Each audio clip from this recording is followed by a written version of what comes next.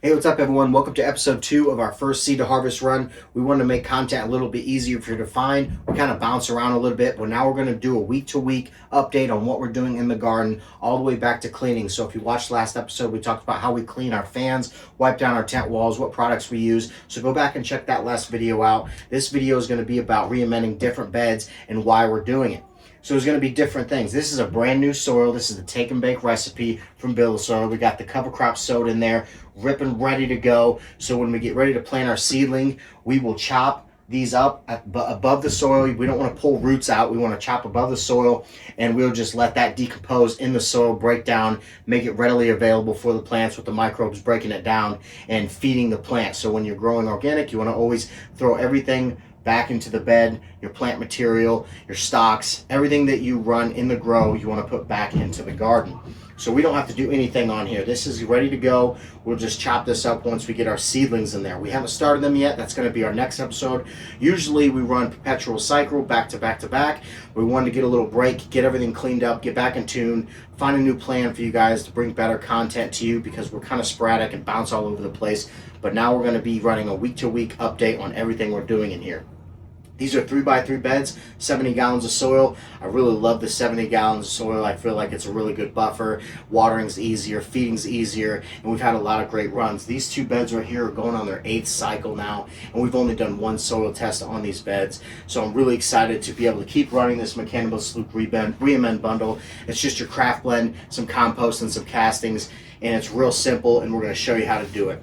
This bed back here is full of nutrients. We just got to unlock them. We have a lot of salts to water ratio, so we're going to keep leaching this out. The leaching is just watering a little bit extra to get a little runoff on there, to get a little bit more water into the soil. We talked about it last episode. You know, if you fill a cup full of water and put a tablespoon of salt in there, it's not going to be as salty. But if you drain half that water out with that same tablespoon of salt, it's going to be way more salty. So that's kind of just that reference I like to use there. So we'll just keep watering this in, and then we'll top dress just a little bit in veg and a little bit in flower, and we'll walk you through that as the grow goes on. The Tray2Grow, it's 30 gallons of soil, a little less than 30 gallons of soil. We're going to re-amend that as well and show you how to do it. This is going on its 3rd cycle in no-till. I'm really excited because no-till is kind of harder when you get into the smaller pots. But with the reservoir constantly keeping water available for the plant, I do think that the no-till can do a really good job. If you watched the last run with the double dose diesel on there, we had a massive plant. I mean, it was huge. It's the biggest plant we had in one of the smallest pots that we had, and we didn't top dress, and we failed miserably. She got super deficient, so we're definitely going to want to top dress on the Tray2Grow, and we'll keep you up to date on that. But as far as this 3x3 bed, this one needs a little bit of food. It's very balanced. We got a soil test on all these beds the run before, so we kind of know what's going on in here. pH is about 7.1, 7.2 in here, so we'd like to see that get that down a little bit. And it will over time. I think by adding different nutrients and adding a little bit more water, we can kind of balance that pH. And it's great in a big body of soil because it's got a big buffer, so you're not trying to pinpoint that perfect pH, that perfect nutrients. The plant's going to know what it needs, and as long as you give it the buffet, everything that needs in the soil, it'll search out and find it. So real simple re-amend here. So the craft blend, the 352, I love this stuff. It's a really good all balanced feed. There's Gaia Green out there that you can use. This is going to be a 1/2 cup to 1 cup per cubic foot. This is a 9 cubic foot bed, but we're only going to re-amend 4.5 cubic foot. You don't need all that extra in the soil because your roots don't necessarily need to reach down 12 inches to get the food that it wants. And we also have decomposing matter, organic matter in here. So we're going to go with about 1 cup per cubic foot. That 1/2 cup is for maybe a bed that's not grown so many cycles, but we want to make sure that we have everything in here, and you can't really overdo it. I mean, you can overdo it definitely, but if you stick to that 1/2 cup to 1 cup per cubic foot, you're going to be fine. So we got 3 cups right here. We'll sprinkle this in. So then we're going to do 1 more cup here. And organic's very forgiving, so this doesn't have to be perfect. We're just going to scoop that in there. 1 cup. We got it on the dime. That's what I'm talking about here. So we'll just sprinkle that in there. Now what you're going to want to do is wiggle this in the top few inches of soil in the soil, just to get it down in there in the dirt. Make sure it's in contact with all the dirt, not above, because this will just crust up and become a hard, solid top on there. So we'll dig this in here really good, get it beneath the mulch. Don't go too crazy because you got worms in here, so you don't want to go down too deep, but you can till it up just a little bit.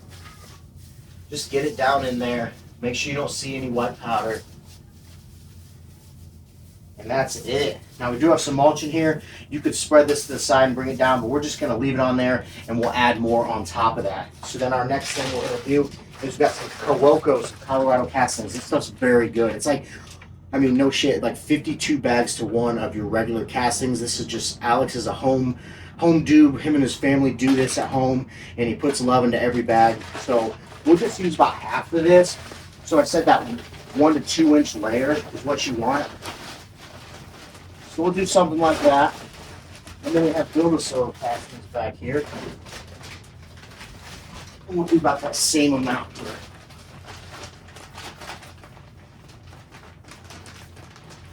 So this stuff is black gold.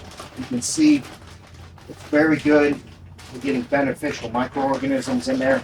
It's going to be the key to success when it comes to running in these bigger beds, is getting the casting involved. So we're not going to mix this in necessarily. We're just going to kind of wiggle it and cover the whole soil. So it's like a soil protection, but it's also going to slowly break down. You have worms in the soil already, making their own castings inside the soil. And we'll cover this with mulch as well. So we got that in there. Last but not least, is your build a flower compost. You can use your own compost at home. Just make sure you know kind of what you're doing. You don't want to bring anaerobic compost into your bed. Gosh, look at me out of breath here. This is not good, brothers. So wiggle this in here. Same thing, 1 to 2 inch layer. Spread that on top. Maybe incorporate it with your castings a little bit. Break up these bigger chunks.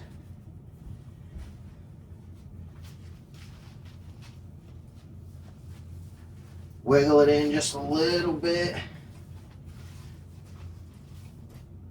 That's it. This bed, that quick, is ready for a whole run, and I promise you, you're not gonna have any issues with this as long as everything's in tune and you keep up on your watering. Remember that 5 to 10% by soil volume. So we'll go ahead and water in about 4 gallons of water, get this incorporated into the soil. That's it, Gromies. Very simple. So let's go ahead, jump back here, talk about this Tray2Grow. It's the same thing though. You're just gonna break these numbers down a little bit less. So this is 70 gallons. This is less than 30 gallons. So we'll probably do 2 cups of our craft blend and that same inch layer of compost and castings. And I believe she's gonna crush it. We'll definitely do some top dressing like we talked about. And we'll go ahead, after we talk about the Tray2Grow, we got a 30 gallon. We're gonna wait on the 30 gallon because we're actually running a new 25 gallon Bud Trainer pot. Huge shout out to Bud Trainer sponsoring the YouTube. We're really excited to be working with them, but we will wait to re-amend that. But we do have a 100 gallon bed we're going to re-amend, and it's all the same, get you the great results. My goal of this channel is to bring you guys, you know, simplicity when it comes to organic gardening, because soil food webs and organics can be very complex if you want it to be. But that's what's great. You can do deep dives into beneficial microorganisms, you know, making castings, making compost teas, fermented plant extracts. There's many ways to go about this, but you don't need to worry about that. Let's keep it simple right now. You just need to know that there's a soil food web underneath the soil. There's one guy eating another. You know, we're a food chain. This is a soil food web. So this guy will eat this guy, nematodes, predator mites. There's so many beneficials in the garden, and the goal at the end of the day is have more good guys than bad guys, and you're going to have amazing soil. It's going to break down what needs to be broken down, and the way you get more good guys than bad guys is good compost, good castings, good nutrient source like your craft blend, and then watering an environment. You keep watering an environment on point with good inputs, your bed is going to crush. You're always going to have more good guys than bad guys. So we want to keep it simple on here and keep rocking and rolling. So that's the goal here. I'm excited to get the new genetics in these beds. It's going to be a great run. We got really cool names coming up. We've talked about them a little bit. We got Mendo Dope in here, Goats Genetics, we got Luna Day, we got Westlow Collective. I think we might even run some seedsmen in the 30 gallon. We were going to run vegetables in there, but things kind of switched up. But we are running the banana peppers and the jalapenos in the Spider Farmer 3x3 bed. So don't overthink this stuff, Gromies. It's really simple, and you can have amazing success just by re-amending the way we did with your own styles, your own castings, your own compost from other companies. I'm a huge build soil advocate, but by no means do you need build soil to make this work. It's just what we use, we love. We've had great connections with them, and I've loved how they always show us what they're doing. So let's go ahead and jump into this Tray2Grow and talk about how we're going to re-amend that. All right, so this Tray2Grow is a really special grow kit, if you want to call it that. I'm really excited to be working with Autopot. We're going to be having an exclusive Tray2Grow run with Autopot USA, collabing with them, seed to harvest, showing you everything that we do in here. So we're also going to be breaking it down in our regular seed to harvest videos, but like I said, there also is going to be a specific Tray2Grow seed to harvest as well. So I'm really excited for that, to be working with Autopot, because this system is amazing. They collab with Grassroots on these beds. I believe the exact gallons is about 22 gallons. So once we top dress and everything, we'll be about 24, 25 gallons. And what we did is we added our compost and our castings to this 5-gallon bucket, just because I know them bags are annoying when you're listening to them crinkle on the camera. So all we did is we filled this up enough to get 1 to 2 inch layer on here, probably creeping towards that 2 inch layer, just because we had a very bad deficiency problem towards the end of flower in this last run. And we're going to keep you up to date on how we are going to tweak and get amazing results, and hopefully, you know, we can have great success. If we fail, no big deal. We'll keep learning. We'll keep showing you guys what we're doing in here. That's the goal of this channel, is to be transparent and show you our failures, show you our issues. So this Tray2Grow, I want to talk about it before we re-amend real quick. So this is a simple kit. You can buy all this in one kit. Code Cantaloupe will save you off on there. And all it is it's got an aqua valve down in here. You fill your reservoir. This is sold separately, but you can make your own reservoir with a 5-gallon bucket and just buy the fittings on there. This is 13 gallons. So you would think 13 gallons would be more than enough, but you would be surprised how much a plant drinks on auto watering to get perfect moisture. And you don't have to guess anymore. You don't need an eco-wit, you don't need a soap water sensor in there. All you do is fill this reservoir up. It's going to go down in here and fill up that aqua valve, and that aqua valve is going to feed it through the wicking mat that you put down underneath. And there's very good tutorials on how to do that on Autopot. We showed you how to do it on the later episodes on how to start this Tray2Grow. I wish we had a brand new one so I could show you that. It's real simple though. Autopot will walk you through it, but you got to get one of these. You got to try this because it's so simple, and it's a great way to get into organics and not worry about the watering. So we're going to show you how to re-amend. If Autopot's got you on the watering game, all you need to do is have good genetics and good watering, and you're going to have amazing success and not have to do anything in here. You just some top dressing, as we've learned that if you're going to grow smaller plants, you may not even have to top dress. But if you're trying to just grow a monster in here, top dress it. But reservoir, we fill it up with water, feeds the plants. It's a bottom wicking system. So what you're going to do eventually is, when you plant your seedling in here, you're still going to have to hand water a little bit, just a little bit, just to get started. Once though the plant is established and has good root mass underneath, those roots are going to tell this Autopot system when it needs that water. So then all you're doing is filling up the reservoir, and the roots are doing the work, wicking it up. Your soil's doing the work and getting the good nutrients in there. So we do that 1/2 cup to 1 cup per cubic foot. This is about 22 gallons. So we're going to give it 2 cups.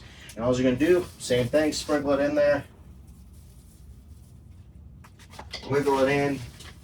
Like I said, be gentle a little bit because there are some worms in here.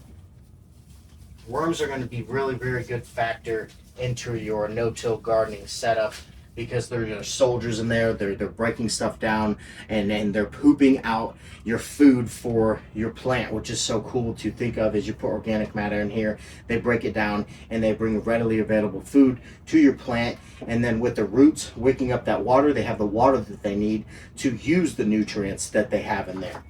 So we wiggle that in there. We could wiggle it in a little bit more. And then right here we have our compost and castings. This might be a little heavy, but that's all right. This Tray2Grow, oh yeah. So that's more like 3 inches, but that's all right. That's all right. It's all part of it. I wanted to get enough nutrients and compost in here to make sure we don't have the deficiencies that we had last time. So we'll just kind of wiggle this in here. I don't know if you've run earth boxes before.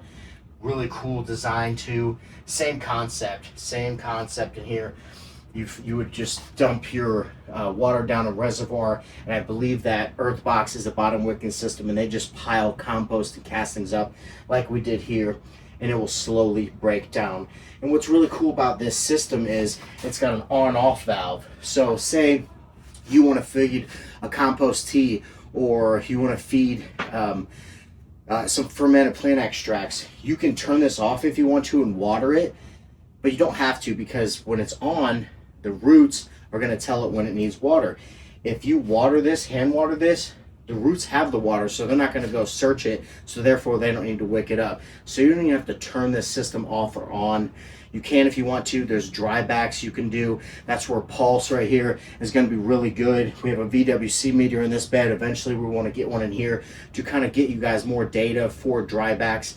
If you're new into growing, don't worry about dry backs. That means nothing to you. If you're more experienced, that's when you start tweaking things and getting harvest to benefit you by just taking a little water away from the plant, make them search it out. There's a whole thing on dry backs. So we'll talk about that as we go on. But that's what's great about the Tray2Grow is you don't have to turn it off. You can if you want to, and you want to hand water for a week or two, be my guest. Get yourself some good inputs. I don't think you can hurt it by adding too many teas or too many ferments in here. You know we're big ferment heads, so we definitely be adding some ferments. I feel like that's where we lacked on the last grow, is we just set it and forget it, and gave it no nutrition, gave it no beneficials. We didn't even give it no root wise. So you want to make sure, if you're gonna no-till, you need the microorganism there, you need the bacteria, you need the fungi, you need this soil food web in there, even in balance, excuse me, to get you an amazing run. So that's it, Gromies. We got it ready to go. We got our fucking 3 inches here instead of 2. Break down your stuff here.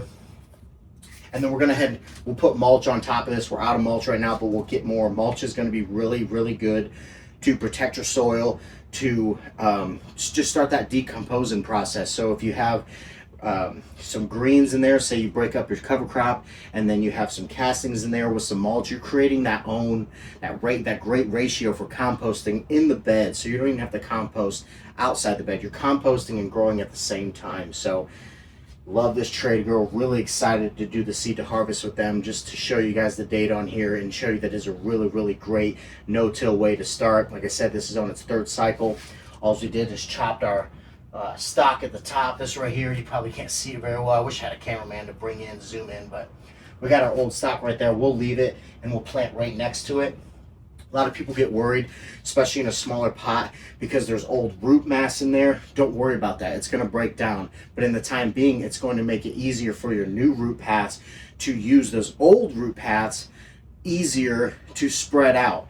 So, and it's decomposing at the same time. So don't worry about having too much root mass in there. It will break down over time, and it's nothing but beneficial in here. So the worst thing you have to worry about is this becoming a worm bin, and so far so good. We're not worried about that, but loving it, Gromies. So we got one more bed we're going to re-amend, and then that's it. And then we're going to, next episode, show you how we start our seedlings. We'll talk about the genetics that we're going to run, which bed we're going to be running it, and then we're going to be kicking it off. I'm really excited. Like I said, we usually run that perpetual grow, and it's this time away from the garden has been really good for me, but at the same time, I'm ready to get going. I'm ready to get beans back in the soil. I'm ready to keep growing with you guys. So very excited.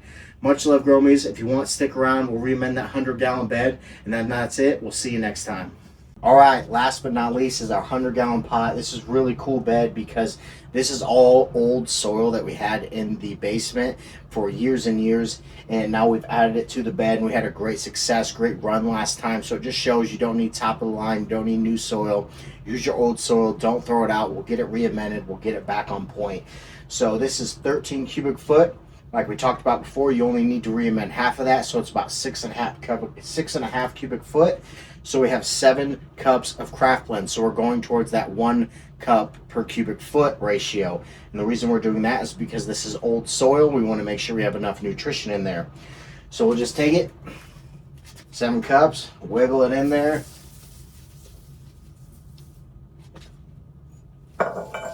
Break it down into the top 1-2 inch layer of your soil. Remember, you got bacteria in there, you got fungi, so you don't want to break this up too much. Oh, there's an old stock from a real old run. Look at that. You got, oh man, that's cool as hell. So you put this back in the soil, let that break down. It's really good hiding places for worms and beneficials in there to keep breaking it down and have a nice little home for them. But wiggle this in here. That's what's cool. The bigger beds you get, the less you have to top dress. I mean, yes, we're top dressing 7 cups, so it's a little more than those other beds, but you don't have to worry about it as much because there's a lot more soil life in here. So that soil food web, there's a lot more going on in here than a 70-gallon bed or a 30-gallon bed. The bigger volume of soil is the bigger world that your environment has, your ecosystem that you have. So that's why we're only adding 7 cups. Wiggle that in there. Like I said, you can move this mulch to the side and wiggle it in there. Oh, cool. Got some worms in here wiggling around. They're pissed. They want to get back in there. But anyways, you can move your mulch to the side if you want, if you don't want to waste mulch. Top dress, put your castings on there, and then move your mulch back on. But like I said, we want to kind of create this decompose that organic matter, that mulch, that's your browns. And then we have greens that we'll add in here, you know, from old plants and stuff like that. Same thing here. We added enough in here to get about a 2-inch layer. And that's what's great about organics, as you saw in the Tray2Grow, is we add a little too much. You could add a little bit, to, you know, less is more, but you don't have to worry about being exact. So we literally just dumped the bag in here and got 2.5 gallons. You can see in here, it's half of the 5-gallon bucket. And we'll throw that in there. We got the Colorado castings in there, but we also have the Build the Soil castings in there. The Colorado castings are going to be a great inoculant to your soil. Instead of buying beneficial insects, you don't need to do that. The Colorado castings is going to come with that, so don't buy beneficial insects. You don't need it. It's a waste of money. It's a scam, I believe. You're going to be able to get whatever you want in there, just like we got the roly-polies in there. I didn't buy any roly-polies. I didn't order anything. It's just that ecosystem that you create in the soil is going to birth new beneficials in there. So like we talked about the good guys and the bad guys. More good guys, better than bad guys. The Colorado casting is going to obviously come with more good guys. So we're not worried about it. So just sprinkle that on top there. It's a big old chunk of castings or compost. Break that down. The smaller particles in the garden are going to be easy to break down. That's why we ran into problems in our last grow, is that we just grabbed full leaves that we defoliated and threw them on top and created piles, and that created that ecosystem for the roly-polies. So when we chop and drop now, we're going to make sure we chop everything up into small pieces so that the organic matter, that the chop and drop that you put in the soil, is easier to break down for worms and microbes. So break your stuff down as much as possible when it comes to castings, compost, defoliation. You want to make sure that it's easy to break down, because we are growing indoors and you don't have all the life that you would outdoors. That's it. The whole grow is ready to run another run. I know we stretched this on for about half an hour now, but if you were re-amending this garden yourself, it would have taken you 10 minutes, and then you water in that 5 to 10% and you're off to the races. Very excited for this, Grow Me. So we'll water this in, and then we'll add in a little bit of our cover crop seed just to get a little bit of roots established in here. Make sure it's easy to keep watering and keeping the beneficials, the microbes happy without having the cash crop in here. So like I said, we're gonna plant our seeds next week. We'll start them in our bud trainer cups. It's just a solo cup that we'll use, and we'll start them in our environment. We'll talk everything about environment, everything about starting seedlings, seed soaks. If you want to add root wise, that beneficial inoculant, whatever you want to do, we're going to talk about it. This channel is nothing, is never to like steer you guys like, oh, you got to do it this way, it's the only right way. That's not the case. It's just, I'm a home grower and we've had amazing success, and I want to show you what works for me. This may not work for you. You may have a different environment. You may have a better connection to a nutrient source, or you make your own compost, but it's all the same at the end of the day. It's life that you're trying to keep healthy and happy. So if you keep your soil happy, keep your soil healthy, you're going to have amazing success, and you have to do less at the end of the day because you're keeping up on top of it. Don't ever lax on water. Water is going to be right up there with environment. Good water and good environment is going to let you guys get away with bad inputs. Don't put bad inputs in your soil. But what I'm saying is, good water and good environment is going to give you that buffer, that little space of human air, if you want to call it that, to where you're not worried about the soil, because you put everything in there. You have more good guys than bad guys. And I know I keep saying that, but that's so crucial when you're growing organic, is that soil health, keeping your health on point. So very excited, Gromies, for this seed to harvest, to keep you guys week by week connected of what we're doing in the garden. Like I said, this is what we do in the garden. By no means is it perfect or the right way, but we've had success, and we want to keep doing what we're doing, keep showing you guys what we're doing. So until next time, Gromies, much love, and I hope you have a great night.